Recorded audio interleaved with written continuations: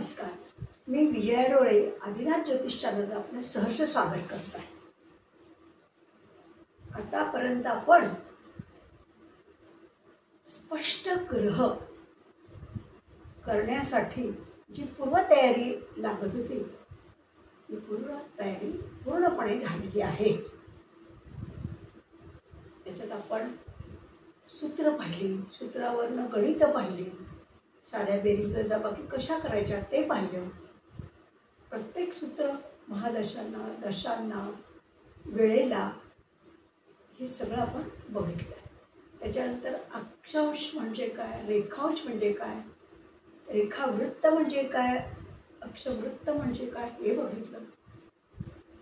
त्यानंतर मागच्या विभागामध्ये आपण इष्टकाळ म्हणजे काय, इष्टकाळ कसा काढायचा, दैनिक गती म्हणजे काय, इष्टकालावरनं त्या ग्रहाची गती, ग्रह किती अंशावर आहे हे कसं काढायचं, हे सगळं मागच्या विभागापर्यंत आपण बघितलं। म्हणजेच आता आपण स्पष्ट ग्रह काढण्यासाठी पूर्ण तयार झालो। सगळ्या प्रकारांनी आपण छोटे मोठे जी काही पूर्वतयारी ती सगळीच झालेली आहे। आता तुम्हाला डायरेक्ट स्पष्ट ग्रह करायला बसल्यावर सगळं लक्षात येणार आहे, हो की नाही। तर आज आपण एक जन्मतारीख घेऊ आणि मग डायरेक्ट त्याच्यातनं स्पष्ट ग्रह 5:30 घेतलेले आहेत आणि त्याच्यात आपण कसं कॅल्क्युलेशन करणार आहोत, कसं सोडवणार आहे, कसं स्पष्ट ग्रह काढणार आहोत ते आज आपण बघणार आहोत। आता मी तक्त्यावरनं तुम्हाला सगळ्यांना समजावून सांगते। हां, मी तक्ता लावते। आता माझ्याकडे कॅल्सी नाही आहे, पण मी याच्यानं तुम्हाला सांगते, त्यानुसार तुमच्या नक्कीच लक्षात येईल। हां, मी तक्ता लावते। आज आपण स्पष्ट ग्रह कसे करायचे रवीपासून प्लुटोपर्यंत ते शिकणार आहोत। या तक्त्यावरनं तुम्हाला मी एक करून दाखवते। हां, आता आपण एक क्ष व्यक्ती घेतली, जन्मतारीख आहे 12/2/2009, वेळ आहे दुपारी 3:45, इष्टकाल आहे 10 तास 15 मिनटं, जन्मस्थान आहे मुंबई। आता आपण इष्टकाल कसा काढायचा हे शिकलेलो आहोत, हो की नाही। आता पंचांगामध्ये किंवा एफिमेरीजमध्ये सकाळी 5:30 सगळे स्पष्ट ग्रह दिलेले असतात रवीपासून प्लुटोपर्यंत। हां, हे मागच्या याच्यात आपण बघितलेलंच आहे।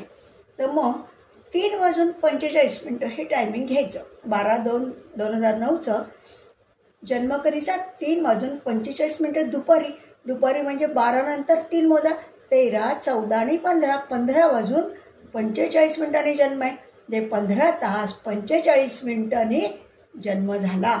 मग त्यातून काय करणार, इष्टकाल वजा करायचा म्हणजे काय करायचं, 5:30 वाजण्याचे ग्रह आहेत ना, ते सगळे स्पष्ट ग्रह सकाळी 5:30 आहेत, म्हणून 5:30 तास म्हणजे 5 तास 30 मिनटं वजा केले असता इष्टकाल येतो। हे आपण मागच्या भागामध्ये बघितलेलंच आहे, हो की नाही।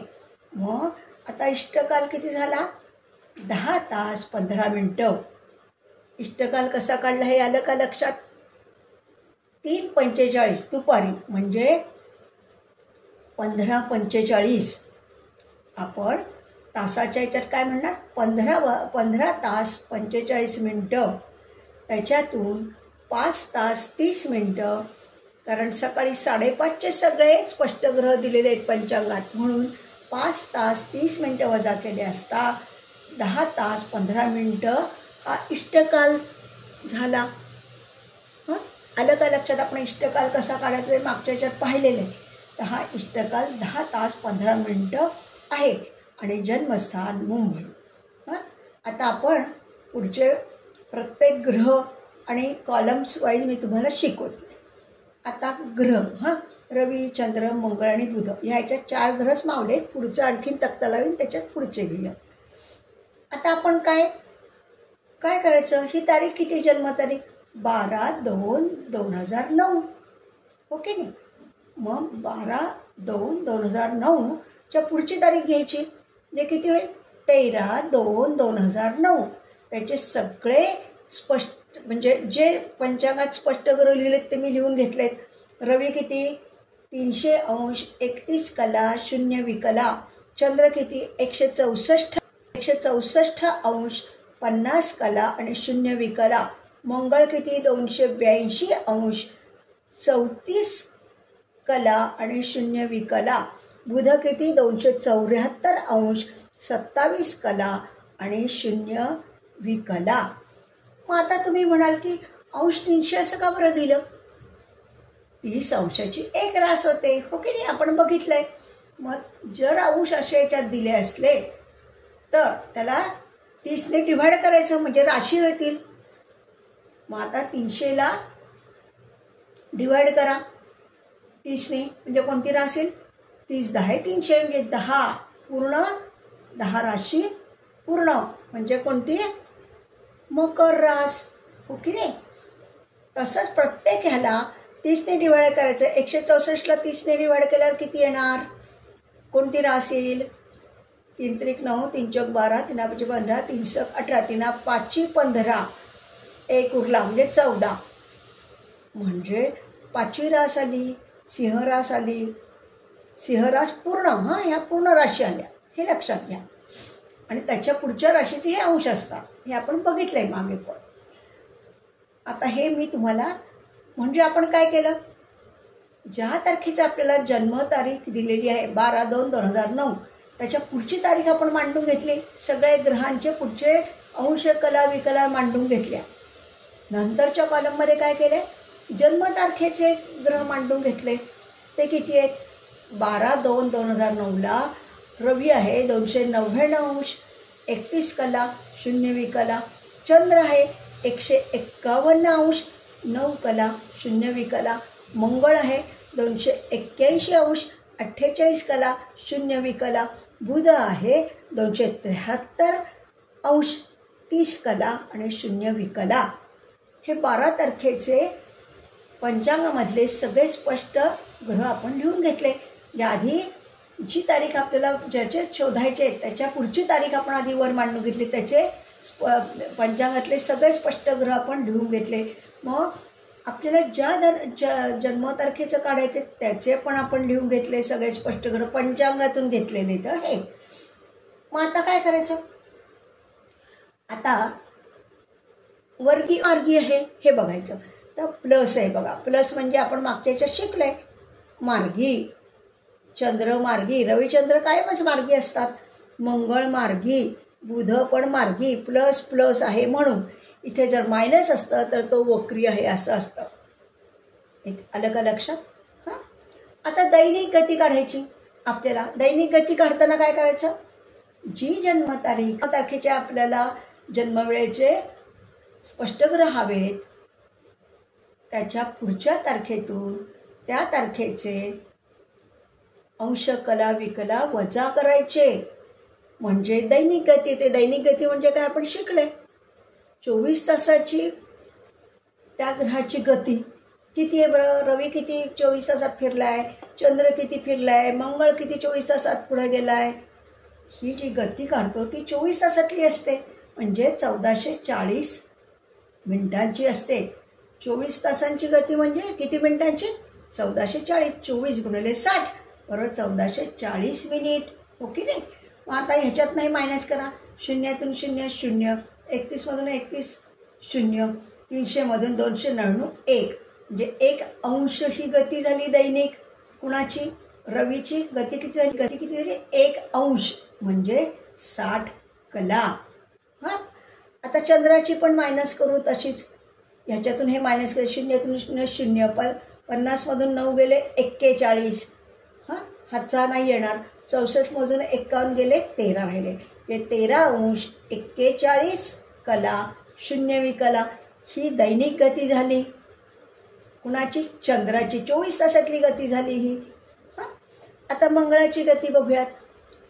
282 अंश 34 कला 0 विकला मधून 281 अंश 48 कला 0 विकला घालवूयात. 0तून 0 गेले 0, 34मधून 48 जातील का? नाही. म्हणून 60 कलांचं हे होतं ना, म्हणून 60 अधिक 3 34 बरोबर झाले 94 - 48 बरोबर राहिले 46. हातचा आला 1 अंक, 82तून 282तून 282 केले 0, म्हणजे 46 कला ही काय झाली, मंगळाची दैनिक गती झाली. आता बुधाची दैनिक गती कशी काढायची? 0ला 0, 27मधून 30 जातात का? नाही. म्हणजे 27 अधिक 60, 87 मायनस 30 बरोबर किती राहिले? 57. हातचा आला 1, 274 आणि 274 म्हणजे 0. म्हणजे बुधाची दैनिक गती किती झाली? 57 कला. हां, किती झाली? रवीची किती झाली? 60 कला. चंद्राची किती झाली? या कलेत आपण रूपांतर करून घेणार आहोत. 13°41 म्हणजेच किती झाली दैनिक गती? 821 झाली कला. कशी काढली? 13 × 60 अधिक 41 अंश आहे ना, अंशाचे कलात रूपांतर करताना काय केलं? 60ने गुणलं. 13 × 60 अधिक 41 कला बरोबर 821 दैनिक गती. कलांमध्ये ही 60 कला आणि ह्याची किती? 46 कला आहेच ह्याची, आणि ह्याची पण 57 कला आहेच. मग दैनिक गती रवीची 60 कला, चंद्राची 821 कला, मंगळाची 46 कला आणि बुधाची 57 कला. रवी, चंद्र, मंगळ, बुध यांच्याच पुरता आता आपण हा तक्ता बघतोय. बरं, मग आता इष्टकाल आपण कसा काढणार? आता इष्टकाल 10 तास 15 मिनटे आपला, हो की नाही? मग आता ते मिनटात करून घ्यायचं आहे आपल्याला, कारण आपण काय म्हणणार, 24 तास म्हणजे 1440 मिनिट. मग 10 तास आणि 15 मिनटं ह्याची इष्टगती किती? 1600 तासाला. जर ही गती रवीची 60 कला तर 615 मिनिटांना किती? कारण 24 तास म्हणजे आपण काय म्हटलं? 1440 मिनिट म्हटलं. म्हणजे 1440ला जर किती 60 कला तर 615 इष्ट वेळ किती आपली? तास. 10 तास 15 मिनटं ह्याची इष्ट 615 झाले. 615ला किती? ते किती आले? 25 कला आणि 62 विकला. मग 62 विकलांना परत 60ने गुणल्यावर करेक्ट पुन्हा काय आलं? 25.38 आलं. म्हणजे 38 आलं. म्हणजे 25 0 अंश 25 कला 38 विकला हे रवीची इष्टकालगती झाली. इष्टगती झाली ना. किती वेळेची झाली ही? 615 मिनिटांची गती किती झाली? 25 कला 38 विकला. येते का लक्षात? ह्याची बघूयात चंद्राची. आता चंद्राची बघा आपण 13 अंश गुणिले 60 अधिक 41 कला म्हणजे झाले 821 झाली. दैनिक गती झाली तिची 821 कला ही दैनिक गती झाली चंद्राची. मग 1440 मिनिटांना 821 दैनिकवर 615 आपल्या इष्टकाल ह्याच्यासाठीच सगळं करतोय ना आपण. 615ला किती? तर ती किती येते? 5 अंश 50 कला 38 विकला अशी येते. आलं का लक्षात तुमच्या? आपण 650ची केली. आता कॅल्शियम मी हे करून फक्त हे लक्षात ठेवायचं. 1440 मिनिटांना जर चंद्राची किती आहे? 821 मिनटं. तर 615 आपले इष्टक वेळ किती आहे? इष्टकाल किती आहे? 615ला किती? मग त्याचे आपण अंश कला विकलामध्ये रूपांतर केलं. ते 5 अंश 50 कला आणि 38 विकला एवढी झाली. आता मंगळाची बघूयात. मंगळाची काय? 46 कला आहे. अंश काही नाही, 46 कला आहे. मग आता कसं करणार आपण गणित? 1440 मिनिटांना जर 46 कला तर 615. सगळं 615साठी काढतोय. पण आपली इष्टकाल किती आहे? 10 तास 15 मिनटं म्हणजे 615 मिनिटांसाठी आपण बघणार आहोत. 615ला किती? हो की नाही? मग तो किती आला? 19.64 म्हणजे 19 कला विकला 0.64 गुणिले पुन्हा 60 तेव्हा किती येतील 38 पॉईंट काहीतरी वर येतं म्हणजे 39. म्हणून 19 कला 39 विकला ही 10 तास 15 मिनटं म्हणजेच 615 मिनिटांची इष्टगती झाली. आता बुधाचं बघूयात. आता बुधाचं किती आहे 57 कला. 1440 मिनिटांना जर 57 कला तर 615 मिनिटांना किती तर किती आलं 24.34. 24 म्हणजे काय झालं 24 कला पूर्ण आहेत पण 0.34 गुणिले 60 केलं तेव्हा 21 आलं म्हणजे 20 पॉईंट काहीतरी 4 का 5 आलं म्हणजे पुढचा आकडा पूर्ण घेतला आपण म्हणून 21 केलं. म्हणजे बुधाची इष्ट गती किती झाली 0.24 कला 21 विकला. येते का लक्षात सगळं तुमच्या. आधी पहिलं काय केलं आपण सगळे ग्रह वर लिहून जी जन्मतारीख आहे त्याच्या पुढच्या तारखेचे आता ही 12/2 आहे ना तर आपण 13/2चे सगळे ग्रहांचे अंश कला विकला लिहून घेतल्या. त्याच्यानंतर ज्या तारखेला जन्म आहे त्याचे सगळे जन्म कला अंश पंचांगातनं घेतलं आहे सगळं विकला लिहून घेतल्या. मग तो मार्गी आहे का वक्री आहे ते आधी लिहून घेतलं सगळे मार्गीचे त्याच्यात म्हणून अधिक प्लस अधिक प्लस अधिक प्लस अधिक. इथे जर मायनस आलं तर मायनस करायला लागतात हे नेहमी लक्षात ठेवा. पुढची गोष्ट आता दैनिक गती कशी काढली आपण ते पाहिलं. आता हे सगळे ह्याच्यातनं हे मायनस केले मोठ्या तारखेतनं लहान तारखेचे अंशकला वजा केल्यावर ती काय आली दैनिक गती आली म्हणजे 24 तासाची गती आली हो की नाही. मग 24 तासाची गती किती आली प्रत्येकाची वेगळी आली. याची 60 कला आली याची 821 कला आली याची 46 कला आली याची 57 कला आली. हे प्रत्येक ह्याच्या वेगवेगळ्या रविचंद्र ह्याच्या गतीनुसार ते आलेले आहे. मग आता काय केलं इष्ट वेळ आपली 10 तास 15 मिनटं त्याचे मिनटात रूपांतर केलं. 10 तास गुणिले 60 हे झाले 600 अधिक 15 मिनटं 615 मिनटं. म्हणजे आता कसं आपण करणार 1440 मिनिटांना जर रवीची 60 कला तर 615 मिनिटांना किती ते त्रैराशिककडून हे आपण त्या रवीची त्या वेळेची गती आपण शोधून काढली.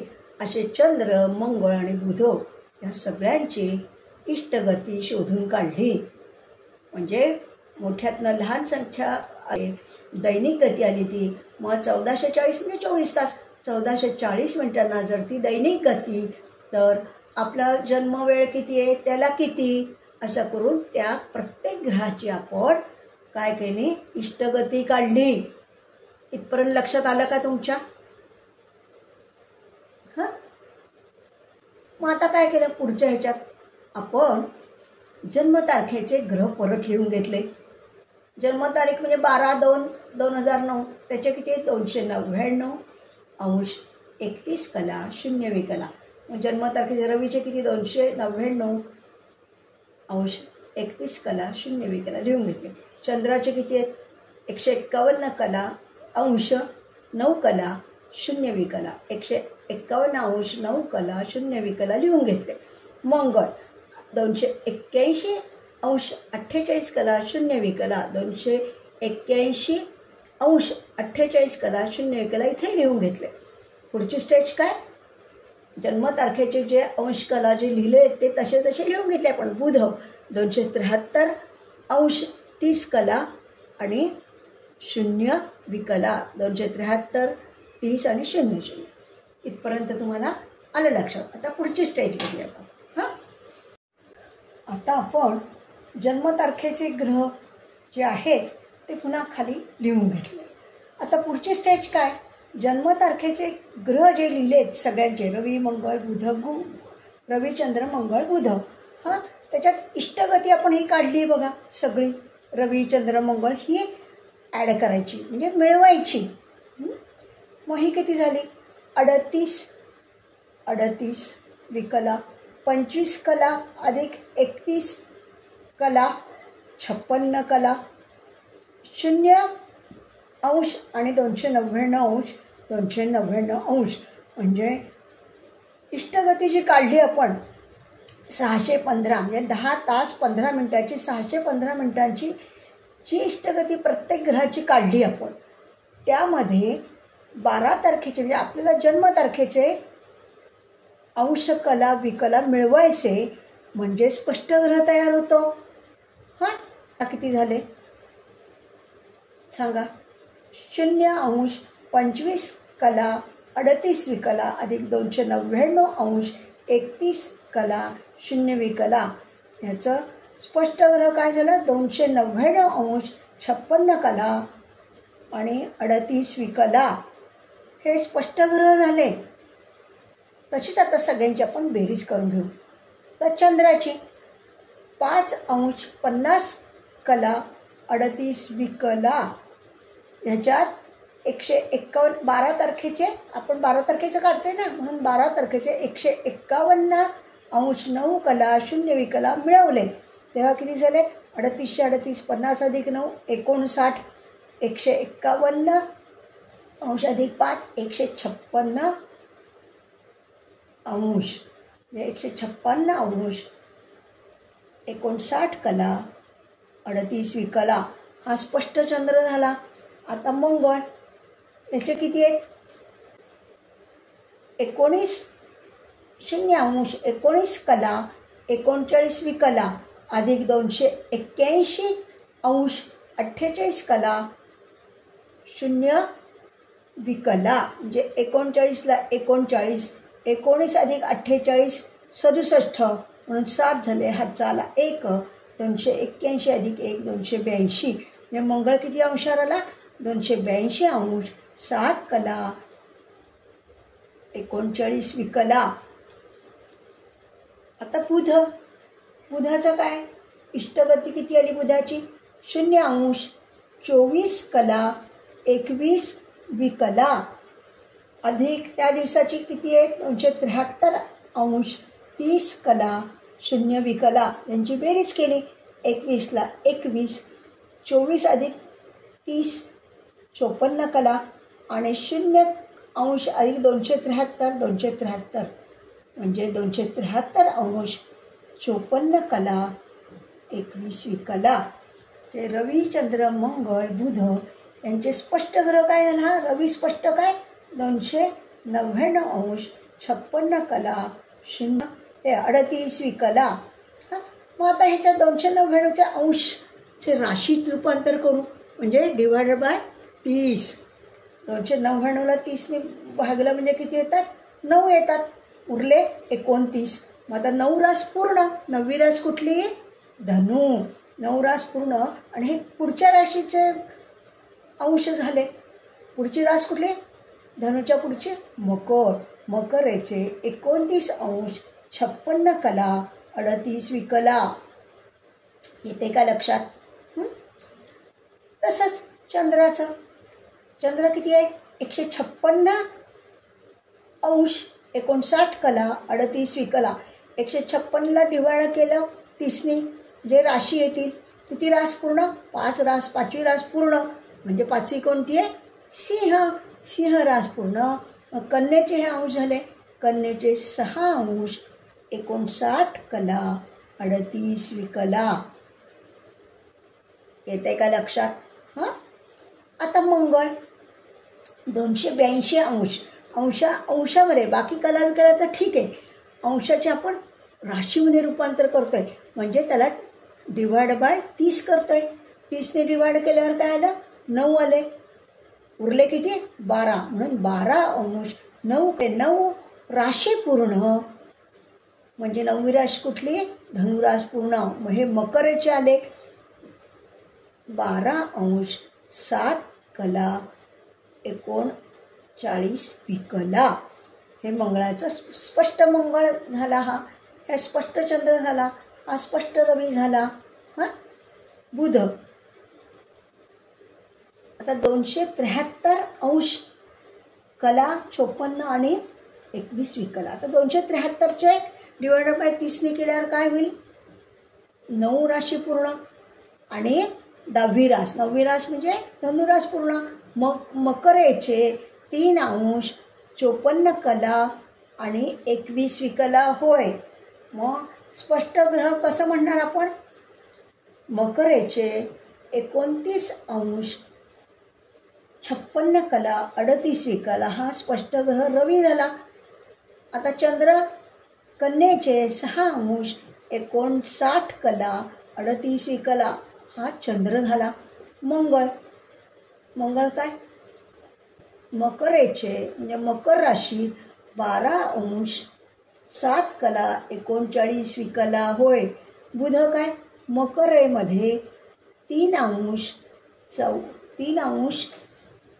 54 कला आणि 21 विकला. हे स्पष्ट रवी चंद्र मंगळ बुध यांचे स्पष्ट ग्रह झाले. आपण स्पष्ट ग्रह करायला बसलोय ना, येते का लक्षात?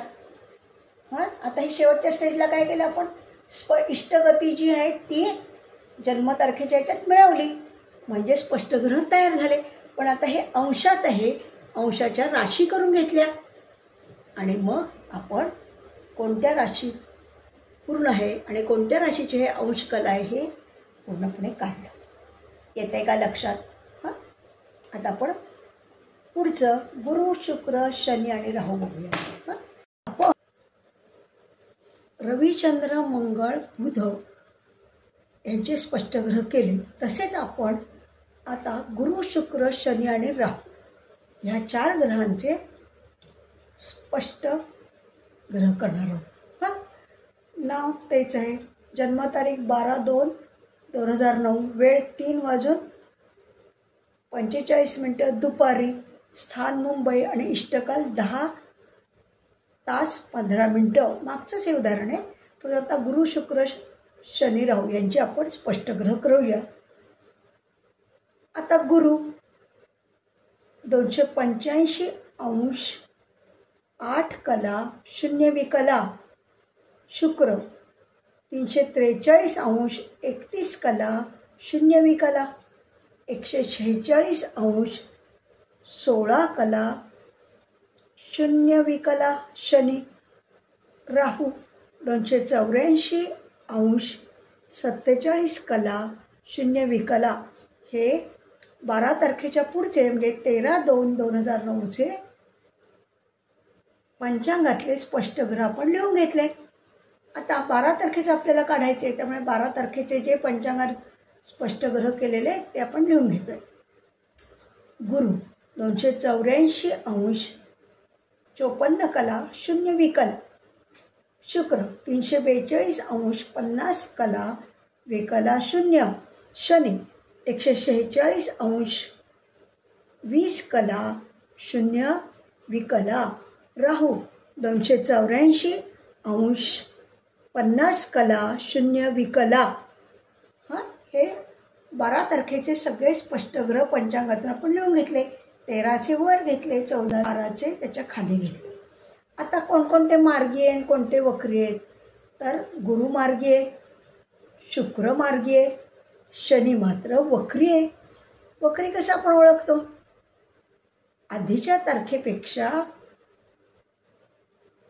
म्हणजे आपली जन्मतारखेपेक्षा पुढच्या तारखेला जर अंश कला विकलामध्ये जास्तच्या जी कमी असतील तर आता 446 आपले अंश आणि 20 कला 0 विकला आहे, हो की नाही?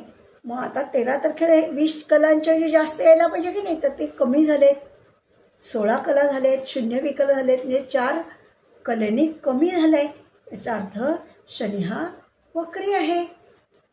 तसंच राहू 284 अंश 50 कला 0 विकला 12 तारखेचे आहेत आणि 13 तारखेचे किती 50 विकलाच्या ऐवजी 51 52 काहीतरी व्हायला हवं ना, त्याच्याऐवजी तो 47 वर आहे, म्हणजे कमी झाल्या कला.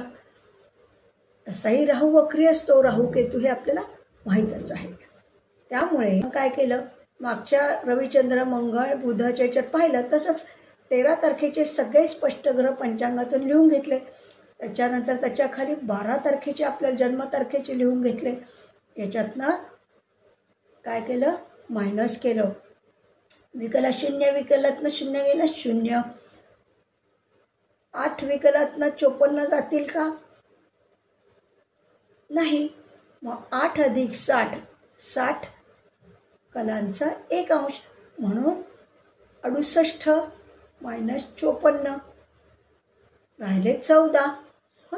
हातचा आलाय का? 285 मायनस 285 शून्य. म्हणजे गुरुचे किती आले? दैनिक गती किती आली? 24 तासांची गती आली 14 कला. आता शुक्राची शून्य विकलातून शून्य शून्य. 31 कलातून 50 जातील का? नाही. म्हणून 31 अधिक 60 मायनस 50 बरोबर 41 कला उरल्या. हातचा आला एक 343 मायनस 343 शून्य. म्हणजे काय झालं? शुक्राची किती गती झाली? दैनिक गती 41 कला झाली. आता शनीचे बघूयात. 146 अंश 16 कला शून्य विकला वजा 146 अंश 20 कला वजा, म्हणजे 20तून 16 घालवायला पाहिजे. आधीच्या तारखेतून 12तून 13 मायनस घालवायला लागतील. म्हणजे हा वक्री ग्रह आहे. मग 20 मायनस 16 केले तर 4 राहिले. म्हणजे 4 कला ह्याची हे पण हे मायनस करायला लागतील आपल्याकडं वक्री ग्रह आहे म्हणून. तसंच हे 284 अंश 50 कला आणि शून्य विकला मायनस 284 अंश 47 कला शून्य विकला बरोबर 3 कला. हे पण मायनस, कारण हा राहू नेहमी वक्री असतो. हा शनी पण वक्री आहे. आता आपण ही दैनिक गती प्रत्येकाची काढलेली आहे. आता ठरल्यानुसार आपल्या इष्टकाळाची हे किती आहे? 10 तास 15 मिनटाची 615. 10 तासाला 60ने गुणलं म्हणजे 600 येतात आणि 15 मिनटं ॲड केले 615. म्हणजे किती झाले? आता आपण कसं करणार? मागच्या याच्यात पाहिलं रविचंद्र मंगळ बुधाच्या वेळेला 24 तास म्हणजे 1440 मिनटं. मिनटाला जर 14 कला तर 615ला किती? 615 मिनिटात केले आपण. किती? तर ते किती आले? 5 कला 97. 5 तर झाले. 97 म्हणजे काय? 0.97 गुणिले 60 बरोबर किती आले? 58.2 म्हणजे 59. आलं का लक्षात? आपण विकलित केले ना हे, म्हणून 60ने गुणलं, हे लक्षात घ्या. म्हणजे याची गती इष्टगती किती आली? गुरुची 0 अंश 5 कला 59 विकला. तशीच याची 1440 मिनिटांना जर 41 कला तर 615ला किती? तर ती किती आली? 17.51 आली. म्हणजे 17 कला पूर्ण आल्या. 0.51 गुणिले 60 विकलित रूपांतर करतो म्हणून 60ने गुणलं त्याला तर किती आले? 30.6 म्हणजे 31. म्हणजे शुक्राची इष्टगती किती झाली? 0 अंश 17 कला 31 विकला. आता शनी, शनीची किती आहे बरं? 4 काय आहे? कला. मग 1440 मिनिटांना 4 कला तर 615ला किती? तर 1 पॉईंट किती आले? 70. म्हणून 1 कला बरोबर आहे. आणि 0.70 गुणिले 60 बरोबर आली 43. म्हणजे 0 अंश 1 कला 43 विकला. ही गती आली त्यावेळेची. पण हे आता शनी हा वक्री आहे म्हणून आपल्याला बेरीज करायची काय ह्याच्यात? नाही, ती वजाबाकी करावी लागेल. हे लक्षात ठेवा, वक्री आहे म्हणून. तसंच हा 3 कला 1440 मिनिटाला जर 3 कला तर 615ला किती? मिनिटांना किती? तर ती किती आली? 1.28 म्हणजे 1 कला पूर्ण आणि 0.28 गुणिले 60 म्हणजे विकलित रूपांतर झालं. हे 16.8 येतं म्हणजे 17. म्हणजे 0°1कला 17 विकला होय. आलं का लक्षात इथपर्यंत सगळ्यांच्या? हां, आता आपण पुढचं घेऊयात जरा. आता पुढची स्टेज काय आपली? जन्मतारखेचे ग्रह लिहून घ्यायचे. 12-2-9चे गुरु काय आहे? 284° 54 0 विकला ते लिहून घेतले. 284° 54 0 विकला. शुक्राचे काय? 342° 50 0 विकला ते लिहून घेतले. 342° 50 0 विकला. शनीचे किती आहे? 146° 20 0 विकला. 146° 20 0 विकला. राहूचे किती आहेत? 284° 50 0 विकला. 284° 50 0 विकला. जे जन्मतारखेचे जे अंश कला विकला आहेत ते सगळे आपण लिहून घेतले. आता काय करणार? इष्टगती आपण काढली की नाही? ह्या इष्टगतीमध्ये जन्मतारखेचे ग्रहाचे अंश कला मिळवणार. आपण रविचंद्र मंगळ बुध बघितलं की नाही? तेव्हा असंच केलं. मग आता ह्याची आणि ह्याची बेरीज करा. 0° 5 59 विकला अधिक 284° 54 0 विकला. 59ला 59, 54 अधिक 5 यांची बेरीज 59 आणि 284 अधिक 0 284. म्हणजे गुरुचं स्पष्ट ग्रह गुरु काय झाला? 284° 59 59 विकला. येत आहे का लक्षात? आता शुक्र 0° 17 31 विकला अधिक 342° 50 0 विकला यांची बेरीज केली. इष्टगती अधिक जन्मतारखेचे ग्रहांचे अंश कला यांची बेरीज केली. 31ला 31, 17 अधिक 50 किती झाले? 67 म्हणून 7 घेतले. हातचा आला 1. 342 आली 343. हे शुक्रचा स्पष्ट ग्रह किती झाला? स्पष्ट ग्रह काय झाला? षष्ठ आहे 343° 7 31 विकला. आता शनीचं. शनी मात्र काय? वक्री आहे. हे बेरीज आहे, इथे वजाबाकी आहे. आता आपल्याला काय करायला लागेल? ह्याच्यातून हे वजा करावे लागतील. इष्टगती जन्मतारखेमधून वजा करावे लागेल, हो की नाही? कसं झालं? आता 12 नंतर 13चे अंशकला काय पाहिजे? जास्त पाहिजे. 20च्या म्हणजे 146° 20 0 विकलाचे 20चे 21 22 असं असेल तर मार्गी असेल. पण हे 16 झाले 13 तारखेला. त्याच्या कलानी कमी झालं म्हणजे हा वक्री आहे. मग वक्री आहे तेव्हा आपल्याला काय करायला? ह्याच्यातनं मायनस करायला लागेल. जन्मतारखेमधनं हे 146° 20 0 विकला वजा 0° 1 43 विकला वजा केली तर किती गेले? 60तून 43 गेले. किती राहिले? 7 राहिले. हातचा आला 1. 20तून 2 गेले, 18 राहिले. म्हणजे 146° 18 7 विकला. येत आहे का लक्षात?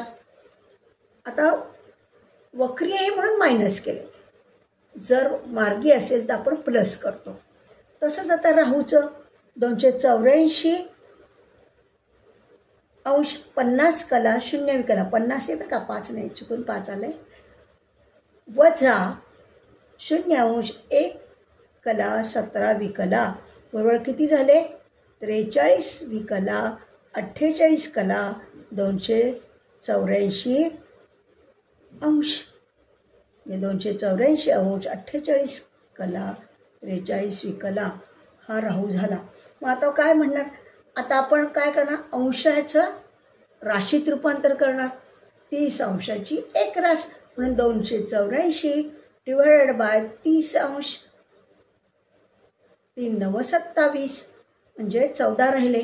9 पूर्ण, 9 रास पूर्ण. 9वी रास कुठली आली बरं? धनु. धनु पूर्ण म्हणजे हे कशाचे अंश झाले सांगा? हे मकरेचे अंश झाले. मकरेचे 14°59 कला 59 विकला. हा गुरु स्पष्ट गुरु केला आपण. स्पष्ट ग्रह करतोय ना, रवी चंद्र मंगळ बुध कसे केले तसं आता गुरु स्पष्ट तो किती झाला, मकरेचे 14°59 कला 59 विकला होय. आता शुक्र, याला 30 भागा, 3 10 33 11, 11वी रास पूर्ण. 11वी रास पूर्ण म्हणजे कुठले, कुंभ रास पूर्ण म्हणजे मीनेचे 13°7 कला 31 विकला. हां, मीनेचे 13°7 कला 31 विकला. येते का लक्षात. आता शनीचं किती झाले, 146ला 3ने हे करा, 3 9 3 चौक 12 म्हणजे 2 उरले 26 म्हणजे 4 चौथी रास कंप्लीट म्हणजे कर्क रास पूर्ण. मग हे सिंहेचे 26°18 कला 7 विकला. हा शनी, स्पष्ट शनी काय, सिंहेचे 26°18 कला आणि 7 विकला. आता राहू 284 डिवायडेड बाय 30 किती झालं, 9 रास पूर्ण म्हणजे धनु पूर्ण म्हणजे मकरेचे 14°48 कला 43 विकला.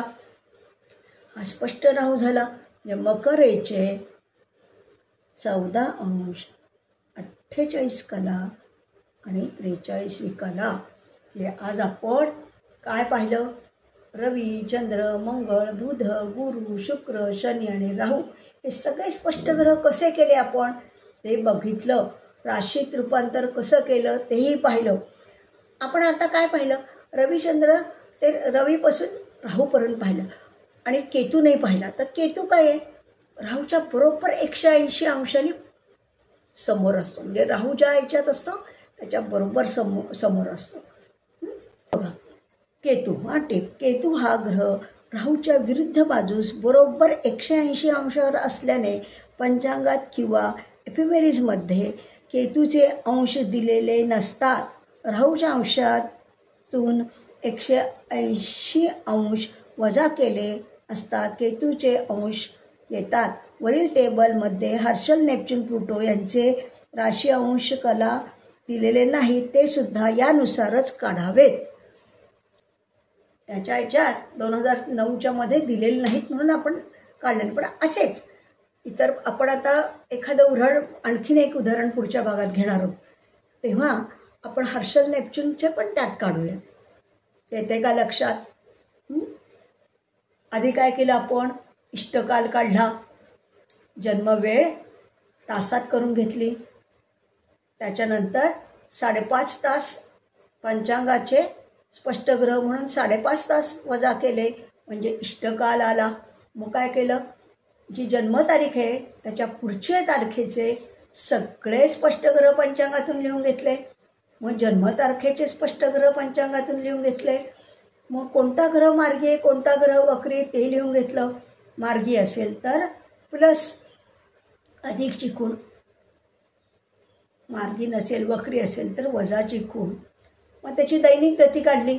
13च्या ह्याच्यातनं 12चे पुढच्या ह्याच्यातनं 12चे मायनस करून दैनिक गती लिही. दैनिक गती म्हणजे 24 तासाची गती. 24 तासात त्याची काय गती आहे, किती अंशाने कलाने फिरतो ते आपण पाहिलं प्रत्येक ग्रह, हो की नाही. मग 24 तासाला म्हणजे 1440 मिनिटाला जर ही गती आहे प्रत्येक ग्रहाची, तर आपला इष्टकाल किती आहे 615 मिनटं म्हणजे 10 तास 15 मिनटं जे 615 मिनिटाला किती असं त्रैराशिक मांडून आपण प्रत्येक ग्रहाची इष्टगती काढून घेतली. हां, त्यानंतर काय केलं आपण, इष्टगतीनंतर काय केलं, जन्मतारखेचे ग्रह इष्टगतीत मिळवले किंवा वजा केले, कारण राहू आणि शनी वक्री आहेत म्हणून. तेव्हा स्पष्ट ग्रह आले आणि मग जे स्पष्ट अंश आहे त्या अंशाच्या राशीत रूपांतर करून आपण शेवट गुरु शुक्र शनी राहू यांचे पण स्पष्ट ग्रह तयार केले. आज आपण स्पष्ट ग्रह कसे करायचे हे प्रत्यक्षात रवी, चंद्र, मंगळ, बुध, गुरु, शुक्र, शनी आणि राहू ह्या सगळ्या ग्रहांचे स्पष्ट ग्रह त्या दिवसाचे त्या वेळेचे कसे करायचे हे आपण शिकलो. ओके नाही? तुमच्या लक्षात येत नसेल तर दोनदा चारदा हा व्हिडिओ बघा, म्हणजे तुमच्या लक्षात येईल. फार अवघड नाही आहे. आता आपण पुढच्या भागामध्ये असंच एक रँडमली एक उदाहरण घेऊ आणि रवी ते पूर्ण ग्रह सगळे असेच मी तुम्हाला पुन्हा एकदा स्पष्ट करून दाखवीन, म्हणजे तुमच्या आणखीन एकदा लक्षात येईल. तेव्हा मला असं वाटतं आजचा भाग आपण इथेच संपवावा. एक छोटीशी टीप की कृष्णमूर्तीमध्ये नक्षत्रांना खूप महत्त्व आहे. अतिशय महत्त्वाचं काय असेल तर नक्षत्रावर संपूर्ण कृष्णमूर्ती पद्धती अवलंबून आहे. नमस्कार. आपण सगळ्यांनी हा स्पष्ट ग्रहांचा विभाग नक्कीच बघितला असेल आणि सगळ्यांनी लाईक आणि सबस्क्राईब केला असेल याची मला पूर्ण खात्री आहे. धन्यवाद. आपण पुढच्या भागात पुन्हा असंच एक उदाहरण घेऊया, म्हणजे तुमच्या आणखी लक्षात येईल. धन्यवाद.